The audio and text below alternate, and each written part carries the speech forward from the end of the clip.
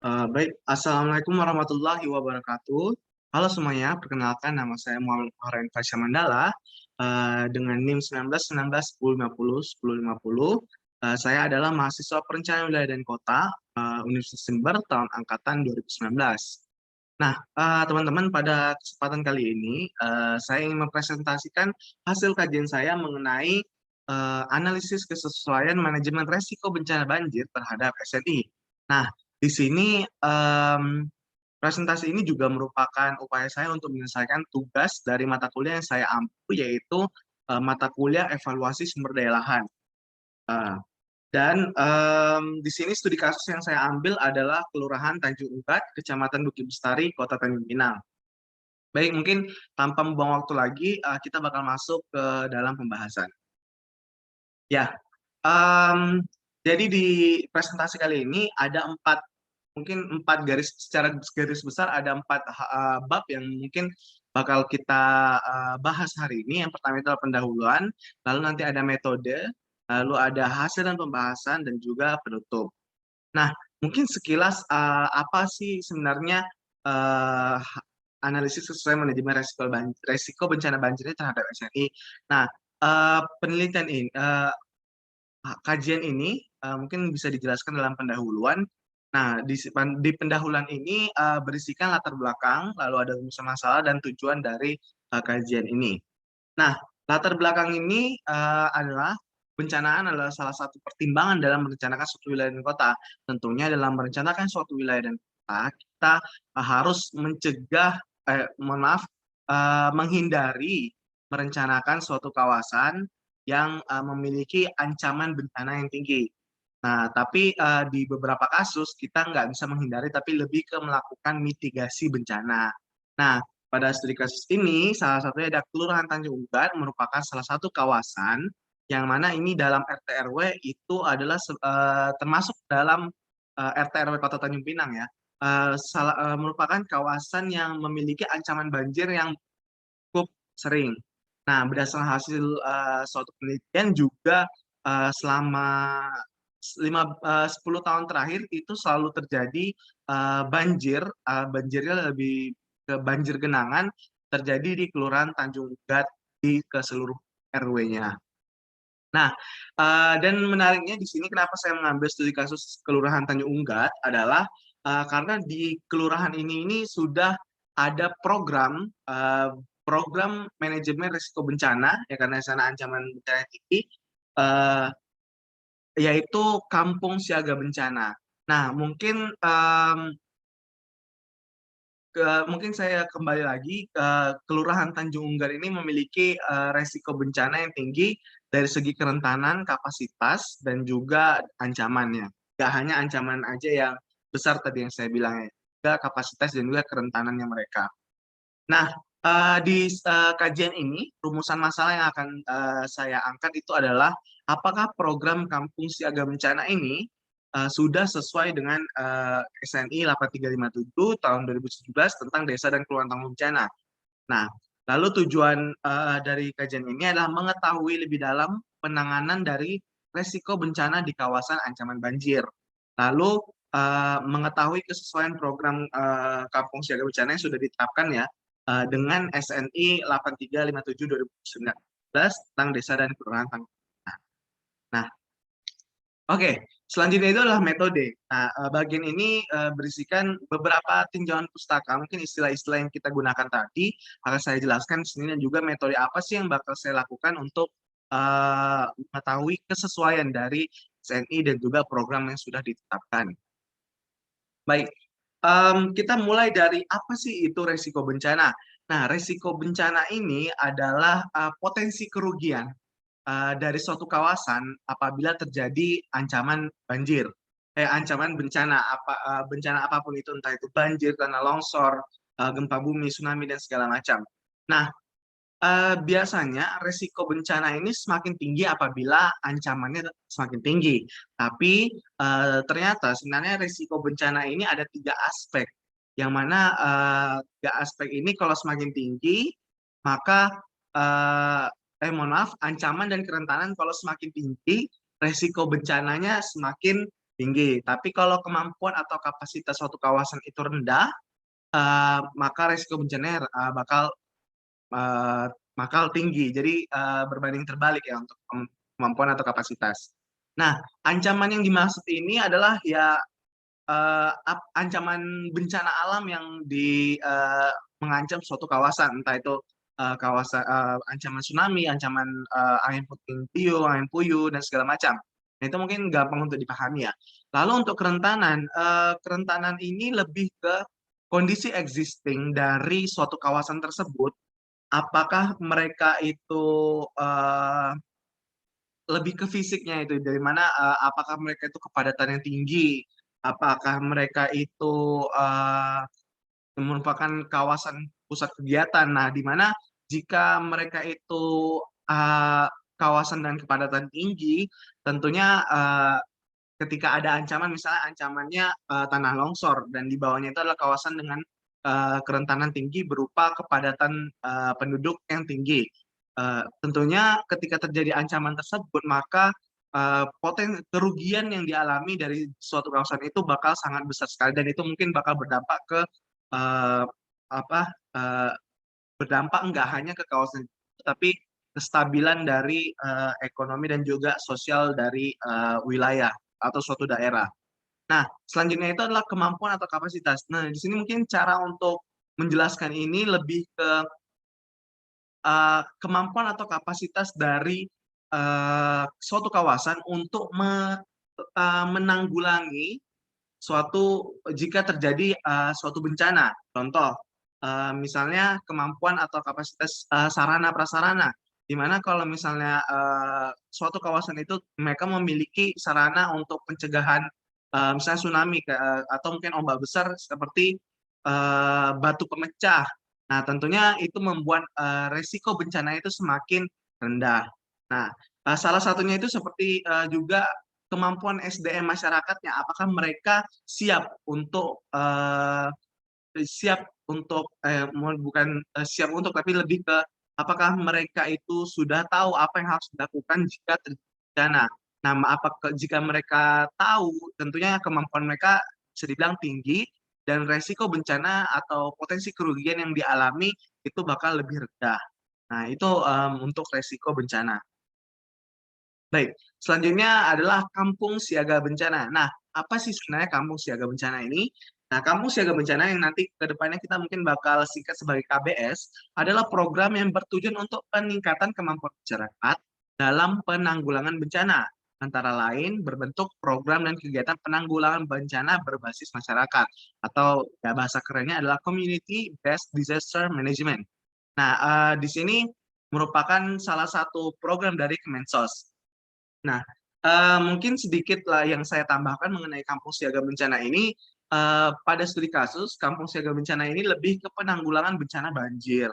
Dan tentunya untuk kampung siaga bencana yang ancaman bencana lain tentunya bisa jadi berbeda. Nah, tapi secara konsep kampung siaga bencana ini tidak hanya berfokus ke uh, community-nya aja, atau mungkin memberikan peningkatan kemampuan dari suatu kawasan yang mempunyai ancaman tinggi. Namun juga kampung siaga bencananya juga terdapat penyediaan sarana prasarana untuk penanggulangan bencana. Jadi nggak hanya fokus ke uh, berbasis masyarakat aja, tapi juga ada upaya-upaya seperti sarana dan prasarana. Oke, selanjutnya itu adalah SNI 8357 tahun 2017. Ini saya geser. Kenapa saya menggunakan ini sebagai salah satu variabel untuk kenapa saya menggunakan SNI ini terhadap kampung siaga bencana? Karena SNI ini tentang desa dan kelurahan tangguh bencana ya dirumuskan dengan tujuan sebagai standar penerapan desa atau kelurahan tangguh bencana. Dari sini kan kita ngomongin tentang manajemen risiko bencana banjir. Tentunya tujuannya adalah memperkecil risiko kebencanaan. Nah, salah satu cara untuk memperkecil risiko kebencanaan adalah membuat desa atau kelurahan atau ya mungkin di sini ruang lingkupnya desa atau kelurahan ya, itu tangguh dengan bencana. Makanya menurut saya SNI ini cukup untuk menjadi acuan dalam acuan dalam melakukan analisis kesesuaian terhadap suatu program penanggulangan bencana. Nah, em, ya, SNI Desa dan Kelurahan Tangguh Bencana ini diharapkan dapat menjadi acuan bersama dalam melakukan upaya pengelolaan risiko bencana berbasis masyarakat, termasuk di dalamnya adaptasi terhadap fenomena perubahan iklim yang banyak diinisiasi baik oleh kementerian atau lembaga, organisasi non-pemerintah, dunia usaha maupun masyarakat desa dan sendiri. Nah, di dalam SNI ini ada beberapa muatan, mungkin saya nggak hafal semuanya, tapi di situ ada indikator dasar dan indikator hasil. Nah, di sini analisis kesesuaian yang nanti saya lakukan itu bakal mengacu ke variabel indikator dasar, tidak indikator hasil. Jadi, ya, nanti untuk kesesuaian kita bakal menggunakan indikator dasar. Oke, selanjutnya itu adalah analisis kesesuaian. Nah, apa sih analisis kesesuaian? Nah, di sini kalau secara pengertian umumnya ya, adalah mengidentifikasi kesesuaian antara muatan suatu variabel atau suatu konsep atau suatu program itu dengan indikator-indikator dasar yang udah diatur dalam SNI. Nah, ini mungkin udah saya sedikit ubah dan menyesuaikan dengan konteks dari pembahasan ini. Nah, mungkin beberapa teman-teman yang udah yang mengetahui mengenai analisis kesesuaian itu lebih familiar dengan analisis kesesuaian lahan, di mana kita menganalisis kondisi existing terhadap sebenarnya lahan itu tuh bagus untuk apa sih? Nah, dengan kondisi existing mereka ini sesuai apa tidak? Kalau tidak sesuai maka apa penanggulangannya? Apa skenario pengembangannya? Nah, mungkin teman-teman lebih familiar dengan itu, tapi di sini saya menggunakan analisis kesesuaian ini untuk mengidentifikasi kesesuaian antara program yang sudah berjalan dengan indikator-indikator dasar yang sudah diatur dalam SNI.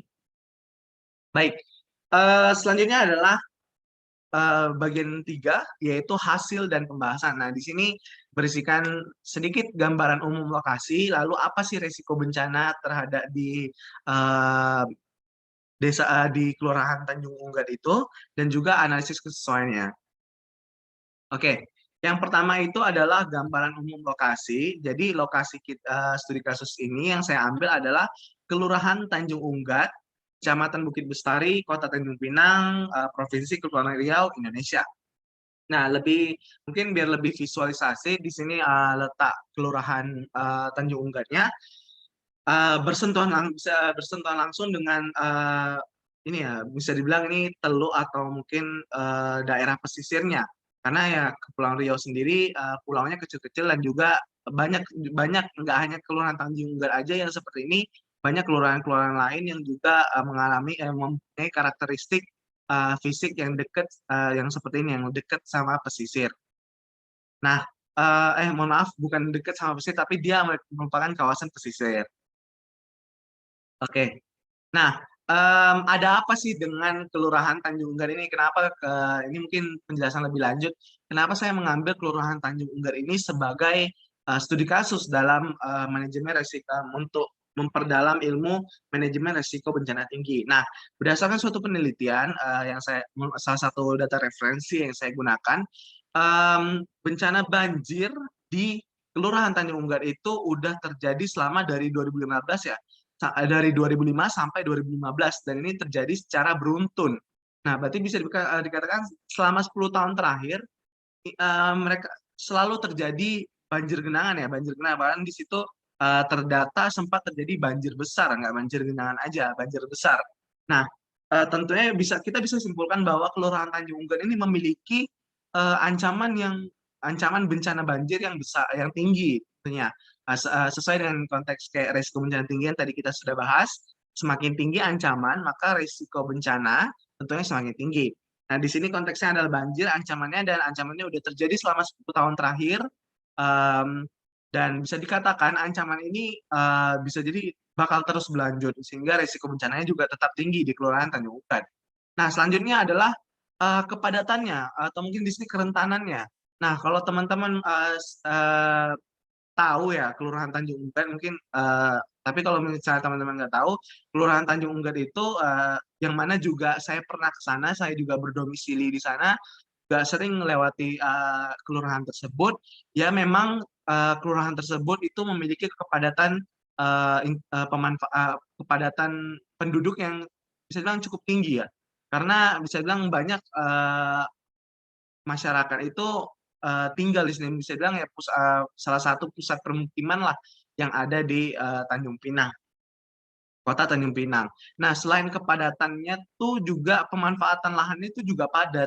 Jadi nggak hanya masyarakatnya aja yang ramai, juga memang kepadatan pemanfaatan lahannya itu juga kepadatannya tinggi. Sehingga bisa disimpulkan bahwa kerentanan ketika terjadi banjir, kerugian yang dialami di kawasan Kelurahan Tanjung Ugan itu tentunya kerugiannya sangat tinggi ya, karena banyak sekali masyarakat di sana, baik dari segi sosialnya atau mungkin dari segi finansialnya mereka.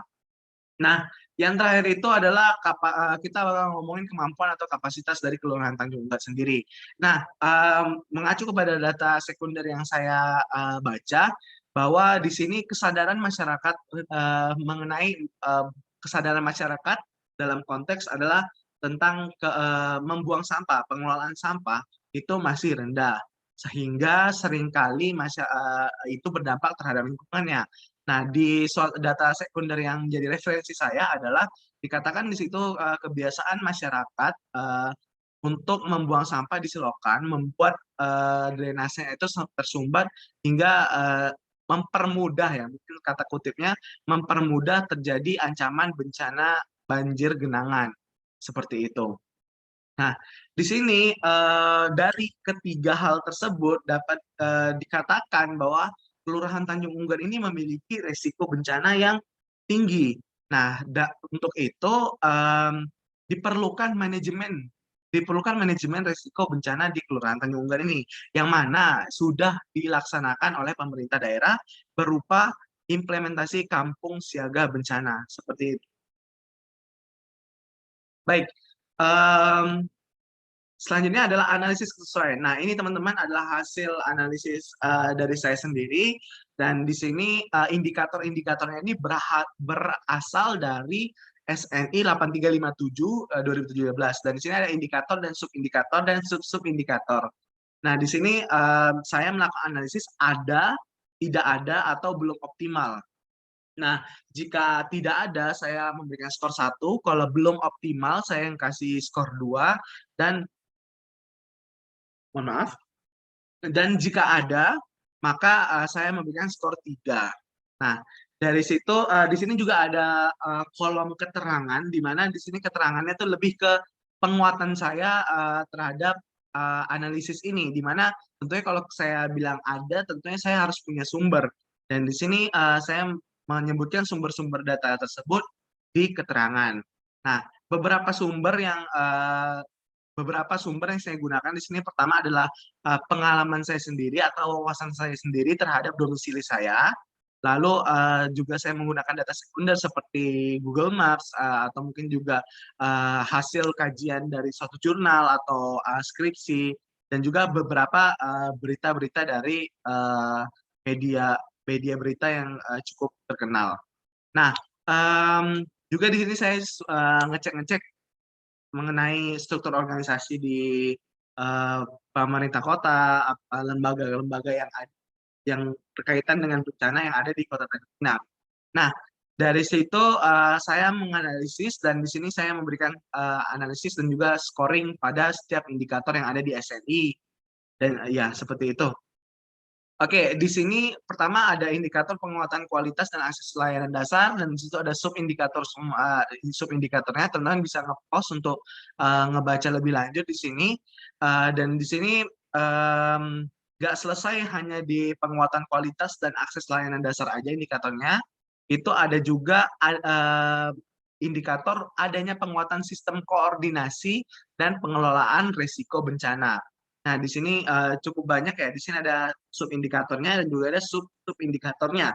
Dan setelah dianalisis, setelah analisis dan situ udah ada acuannya, saya melakukan scoring, dan di situ scoringnya itu tidak ada yang mendapatkan skor 1, alhamdulillah. Dan setelah kita jumlahkan antara jumlah total skor jumlah total skor dengan total maksimal dari skor yang bisa didapatkan, maka didapati bahwa kesesuaian antara program KSB yang udah berjalan dengan SNI desa atau tahan tangguh bencana itu mencapai 97%, yang bisa dibilang ini angkanya hampir sempurna, sempurnalah kesesuaiannya. Oke. Nah, kita sampai ke bagian terakhir, yaitu penutup, di mana di sini berisikan kesimpulan dan saran untuk berdasarkan hasil kajian, hasil pembahasan yang sudah saya sampaikan ke teman-teman. Nah, di sini tentunya dalam suatu kajian ya kita harus dalam kesimpulan, tentunya kita harus menjelaskan dari juga terikat dengan rumusan masalah yang sudah saya sampaikan tadi. Nah, kita cross check lagi rumusan masalah tadi adalah apakah program Kampung Siaga Bencana Kelurahan sudah sesuai dengan SNI Desa dan Kelurahan Tangguh Bencana. Nah, untuk menjawab rumusan masalah tersebut, maka kesimpulannya yang saya berikan adalah berdasarkan hasil analisis didapati bahwa nilai kesesuaian program adalah 97%. Nah, angka ini menunjukkan bahwa program KSB yang dilakukan oleh pemerintah daerah Kota Tanjung Pinang sudah sesuai dengan indikator dasar pada SNI tentang desa dan kelurahan tangguh bencana. Dengan kesesuaian ini, diharapkan Kelurahan Tanjung Priok yang merupakan kawasan dengan ancaman bencana banjir dapat menjadi daerah yang memiliki resiko kebencanaan rendah. Nah, seperti itu kesimpulan dari ini. Ya, lalu berdasarkan kesimpulan tersebut dan juga hasil kajian yang sudah saya lakukan, terdapat dua saran yang mungkin saya ingin sampaikan di sini, yaitu pertama adalah dibutuhkan peningkatan kesadaran masyarakat dalam dampak kebiasaan membuang sampah ya di selokan terhadap lingkungan tempat tinggalnya. Nah, selain memberikan kesadaran kepada masyarakat, pemerintah juga bisa sebagai perannya memfasilitasi ya top down, bottom up. Nah, kalau bottom up ini peningkatan kesadaran masyarakat, tapi kalau untuk top down, pemerintah bisa kok seperti memfasilitasi sistem jaringan persampahan, sistem jaringan pengangkutan, pengumpulan, dan juga fasilitas untuk pewadahannya, sehingga masyarakat itu bisa mungkin juga terbantu gitu atau terdorong untuk menjadi masyarakat yang cerdas untuk pengelolaan sampah seperti itu. Nah, saran saya yang kedua yaitu dibutuhkan analisis resiko kebencanaan dalam penyusunan rencana tata ruang. Nah, di sini saya memberikan saran ini berdasarkan pengalaman saya dalam menjalani mata kuliah, di mana dalam penyusunan rencana tata ruang, analisis resiko kebencanaan hanya mencapai ke pemetaannya saja, sedangkan untuk skenario pengembangannya itu yang saya alami itu yang saya lakukan kemarin itu masih belum. Nah, saran saya adalah dibutuhkan dalam penyusunan rencana tata ruang pertimbangan untuk dilakukan analisis resiko kebencanaan untuk salah satu pertimbangan dalam menyusun skenario pengembangan atau menyusun rencana-rencana untuk penataan kawasan atau untuk peningkatan kesejahteraan masyarakat atau mungkin ya tata ruang di suatu kawasan itu. Mohon maaf, saya ulangi lagi, dibutuhkan analisis risiko kebencanaan dalam penyusunan rencana tata ruang agar kita bisa meminimalisir potensi kerugian di suatu wilayah, potensi kerugian akibat akibat bencana yang terjadi di suatu kawasan sehingga tidak berdampak secara sosial dan juga finansial, sosial dan ekonomi masyarakat di sana. Nah, berdasarkan analisis risiko bencana ini dijadikan pertimbangan dalam melakukan arahan pemanfaatan lahan. Jika misalnya lahan tersebut direncanakan misalnya lahan baru ya, kita bisa menghindari pemanfaatan lahan terhadap daerah-daerah yang memiliki ancaman tinggi, dan atau mungkin terhadap kawasan yang memang sudah terbangun, kita melakukan skenario pengembangan berupa pelaksanaan mungkin bottom up ya, pemberdayaan masyarakat mengenai manajemen risiko kebencanaan di kawasan-kawasan yang memiliki risiko bencana tinggi. Ya, jadi hasil dari analisis risiko kebencanaan ini bakal menjadi pertimbangan bagi kita untuk menetapkan apa sih yang bisa kita lakukan kepada masyarakat yang tinggal di daerah daerah yang memiliki ancaman bencana yang tinggi. Oke.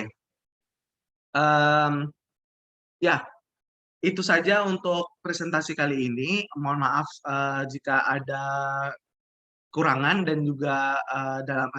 dalam presentasi ini, dan juga penyampaian saya mungkin bisa jadi menyinggung beberapa pihak. Untuk itu saya mengucapkan mohon maaf. Presentasi ini saya cukupkan sampai sini. Assalamualaikum warahmatullahi wabarakatuh.